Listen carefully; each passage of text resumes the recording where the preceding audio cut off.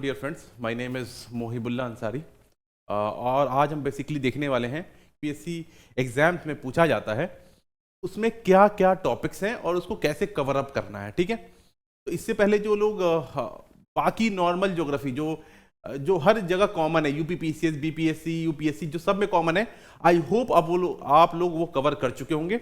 अब हमारा main target है कि बीपीएससी की जो स्पेशल चीज़ें हैं, बीपीएससी की स्पेशल चीज़ों को कैसे कवर करना है, उसका सिलेबस क्या है, वो मैं स्पेसिफिकली कवर कर देना चाहता हूँ। ठीक है, ये एक ओवरऑल है, एक बर्ड आई व्यू है एक पूरे सिलेबस का बीपीएससी का। ठीक है, मेनली इसमें देखिए हिस्ट्री, ज्योग्राफी और करंट अफेयर्स पूछा जाता है। आप प्रीलिम्स में देखेंगे तो साइंस एंड टेक और पॉलिटी भी है, बट इन जनरल पॉलिटी से पास्ट के कोई सवाल नहीं पूछे जाते हैं। ठीक है, कि पहले पॉलिटी में क्या पढ़ा, ठीक है, कि पहले पॉलिटी में बिहार में क्या हुआ है पॉलिटिक्स में, वो इन जनरल बहुत कम आता, ना के बराबर। जो कॉन्सेप्ट्स बिहार में चलते हैं पॉलिटी के लिए, जैसे स्टेट लेजिस्लेटिव असेंबली हुआ, स्टेट लेजिस्लेटिव काउंसिल हुआ, council of ministers, chief minister, ये सारे बाकी स्टेट्स में और यूपीएससी के सिलेबस में कॉमन है, या नॉर्मल कोई भी एग्जाम आप तैयारी कर रहे हैं। एग्जाम्पल अगर आप लक्ष्मीकांत पढ़ लेंगे तो उससे पॉलिटी आपका खत्म हो जाएगा। उसके लिए बिहार स्पेशल पॉलिटी करने की आवश्यकता नहीं है जब तक बिहार में स्पेसिफिकली कुछ करंट अफेयर्स में नहीं आता है।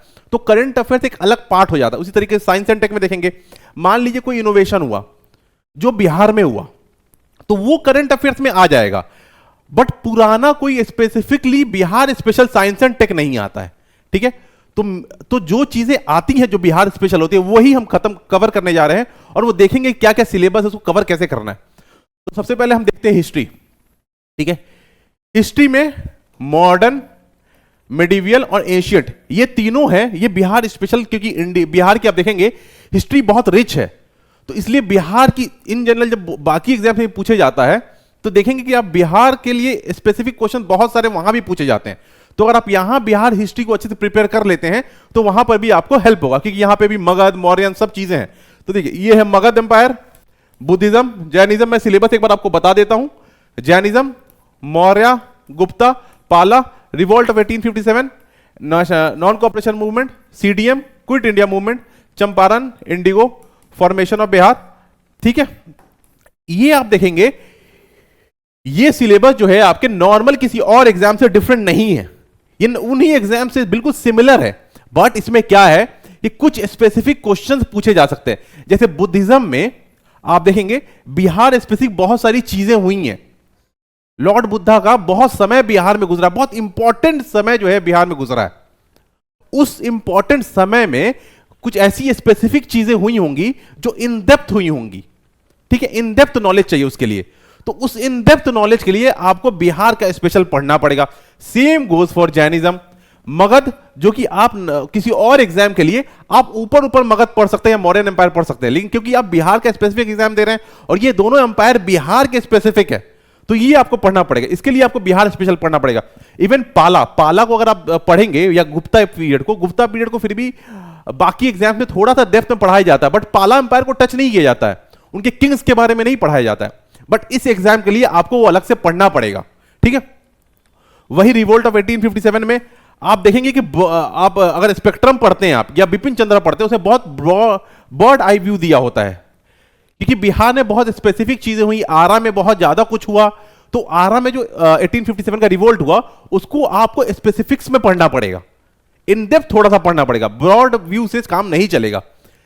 सीडीएम नेशनल लेवल पे तो पढ़ना ही पढ़ना है, इसको बिहार लेवल के लिए स्पेसिफिकली पढ़ना है, क्विट इंडिया मूवमेंट में। तो जब आप बाकी स्पेक्ट्रम या कोई और बिपिन चंद्र पढ़ते हैं तो इंडिया के पर्सपेक्टिव में एनसीएम या सीडीएम या क्विट इंडिया मूवमेंट दिया होता है, बट बिहार के स्पेसिफिक बहुत कम दिया होता है। ठीक है, तो इसको आपको बिहार के स्पेसिफिक और पढ़ना है। आपको क्या करना है कि मार्केट में आपको कोई मॉडर्न हिस्ट्री की कोई किताब नहीं उठा लेनी है। ठीक है, बड़ी किताब उठा ली बिहार स्पेसिफिक, बिहार हिस्ट्री करके, ये नहीं करना है। आप देखेंगे बहुत सारे कोचिंग इंस्टीट्यूट जो हैं वो Bihar specific history, modern history या हिस्ट्री की बुक्स निकालते हैं। उन्होंने सिलेबस को इसी हिसाब से बांट रखा है। ठीक है, जैसे मैं एक करता था, नो योर बिहार करके था। ठीक है, उसमें बिल्कुल स्पेसिफिकली दिया हुआ था मॉडर्न हिस्ट्री के बारे में, ठीक है, या एशियन मेडिवियल हिस्ट्री के बारे में, बिहार के बारे में। तो वहां से मैंने वो खत्म किया था। आप कोई भी एक मटेरियल उठाएं, उसमें स्पेसिफिकली हर चीज कवर की गई होगी, और उस बुक के साइड में अगर आपको लगता है कि भाई कुछ और इंपॉर्टेंट इंफॉर्मेशन कहीं और से मिल रहा है, तो आप उस बुक के साइड में लिख लीजिए वो बहुत हेल्पफुल होगा आपको, ठीक है। नेक्स्ट आते हैं हम ज्योग्राफी, ठीक है। ड्रेनेज सिस्टम, हम अगर कोई बंदा जो है यूपीएससी या किसी और नॉर्मल एग्जाम, किसी और एग्जाम की प्रिपरेशन कर रहा है, तो उसको ड्रेनेज सिस्टम के बारे में पता होगा। बट बिहार के specific drainage system, specific reverse जो हैं, जैसे कोसी हो गया, मेची हो गया, गंगा की ट्रिब्यूटरी जो बिहार में है, कर्मनासा रिवर है, इन सारे रिवर्स के बारे में आपको डिटेल जानना पड़ेगा। वो कहां बिहार में मिलती है, कहां से ओरिजिनेट होती है, ठीक है।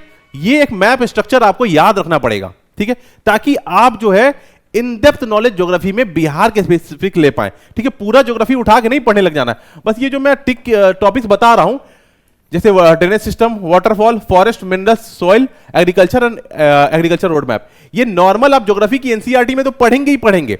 एक बार ज्योग्राफी एनसीईआरटी से आपके कॉन्सेप्ट्स की क्लैरिटी हो जाए, उसके बाद आपको बिहार स्पेसिफिक इन्हीं टॉपिक्स को कवर करना है, ठीक है। Same goes for economy, Bihar economic सर्वे। मैं रिक्वेस्ट करूंगा कि पूरा इकोनॉमिक सर्वे आप लोगों के लिए पढ़ना पॉसिबल नहीं है, बट फिर वही कहना चाहूंगा, बहुत सारे कोचिंग इंस्टीट्यूट इकोनॉमिक सर्वे का समरी निकाल देते हैं, दो तीन पेजेस में होता है, जो आपके काम का कंटेंट होता है वो निकाल कर दे देते हैं। उस कंटेंट को आपको करना है बिहार स्पेसिफिक में, ठीक है, बिहार इकोनॉमिक सर्वे। और Bihar economic survey, Bihar budget बहुत इंपॉर्टेंट है, उसको लाइटली नहीं लेना है, ठीक है। तो Bihar economic survey, Bihar budget में जो भी पॉइंट, ये कोचिंग मटेरियल से करना है, ठीक है। अब इतना समय नहीं बचा है आपके पास कि आप जो है ये पूरा सिलेबस दोबारा से उठाएं और पूरा इकोनॉमिक सर्वे खुद पढ़ लें। आज के दिन में प्रैक्टिकल नहीं है, आज आपके पास 25-70 डेज हैं ऑलमोस्ट, उसके लिए आपको उनकी समरी पढ़नी पड़ेगी। वो कोई भी कोचिंग इंस्टीट्यूट जो है ये मटेरियल आपको प्रोवाइड कर देगा, ठीक है। इसका summary, agriculture produce, important scheme, ये मेनली जो इकोनॉमी का पार्ट है आप देखेंगे, करंट अफेयर्स का पार्ट है, ठीक है। तो इसके लिए स्पेसिफिकली कुछ नहीं उठाना, आप कोई भी करंट अफेयर्स उठाएंगे जो बिहार स्पेसिफिक बीपीएससी के लिए बनाया गया होगा, उसमें आप देखेंगे इकोनॉमिक सर्वे और बजट पूरा अच्छे से कवर्ड होगा। उसमें बिहार में क्या क्या इकोनॉमिक चेंजेस आए हैं वो भी कवर होगा। तो आप क्या करेंगे, पहले तो इन जनरल सिलेबस जो है ऑल ओवर इंडिया पर्सपेक्टिव से पढ़ लिया।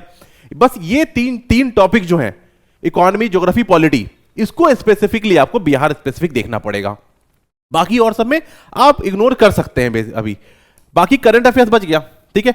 ये मैं बार बार बोल चुका हूं, कोई भी एक कोचिंग मटेरियल उठाना है, उस कोचिंग मटेरियल का बिहार स्पेसिफिक कर लेना है, इसी में आप देखेंगे ये सारा कवर्ड हो जाएगा। तो ये तो इसी में कवर्ड हो गया। तो भाई आपको अगर बिहार की प्रिपरेशन करनी है तो मेनली आपको 2 सब्जेक्ट ही कवर करना है, हिस्ट्री, ज्योग्राफी, जो बिहार के स्पेसिफिक होगा। बाकी सारा उसका कंटेंट जो है उसके करंट अफेयर्स में कवर हो जाता है। तो बिहार स्पेशल का जब आप करंट अफेयर्स करते हैं तो उसमें आपका सारा मेनली जो है टॉपिक्स कवर हो गया। बस आप ज्योग्राफी और हिस्ट्री थोड़ा स्पेसिफिक पढ़ लीजिए और बाकी करंट अफेयर से आपका सब कुछ खत्म हो जाएगा। I hope it was helpful कि आप लोगों को समझ में आया कि बिहार स्पेशल को कैसे कवर करना है, ठीक है। फॉर एनी अदर क्वेरीज आप लोग यहां पर टेक्स्ट कर सकते हैं, इनसे मिल सकते हैं, या फिर मुझे आप पर्सनली टेक्स्ट कर सकते हैं। mohi_IPS ये इंस्टाग्राम की मेरी प्रोफाइल है, ठीक है। इंस्टाग्राम पे mohi_IPS पे आप मुझे टेलीग्राम, इंस्टाग्राम कीजिए। I will reply to everybody, I will try to reach and help as many people, as many aspirants as possible. Okay, thank you.